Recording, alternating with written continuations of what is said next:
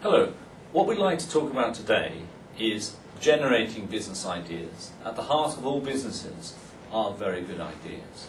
The first warning we have to have is that if you have this brilliant idea, whatever it is, invention, you name it, I'm afraid the first thing you've got to do is not to tell anybody about it. Because if in fact your idea may be covered by intellectual property legislation, you cannot protect it if in fact you've told somebody else your idea, because then it is not original. So what you first have to do, if you've got a good idea and you want to talk to somebody about it, you must have a non-disclosure agreement signed by the other party before you actually discuss your idea. So this is a word of warning. No matter how good your idea is, you can't go and tell anybody about it. So don't be both that if you're going down to the pub and tell people about your idea, you could in fact make it very difficult for you to actually prove that you've got an original idea.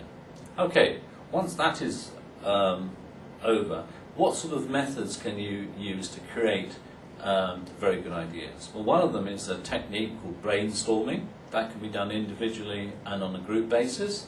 Another way to do it, another technique, is to use attribute analysis. That will actually help you. These are all well-proven techniques that you can use on an individual basis or as a group basis in order to come up with ideas.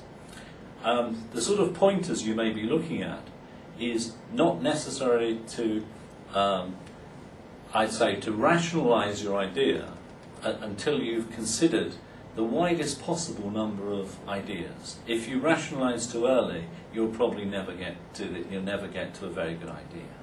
Now, some sort of areas where you may be more furtive will be perhaps to look at the big and growing markets.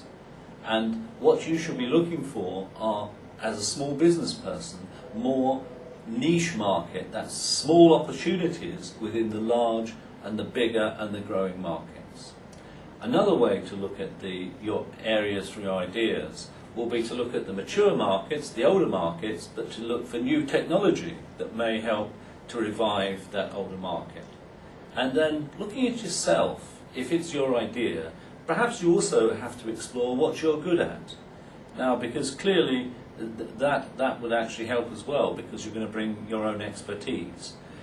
But what you really have got to be looking for is perhaps something that is not necessary. It's got to be innovative, but it's got to be practical.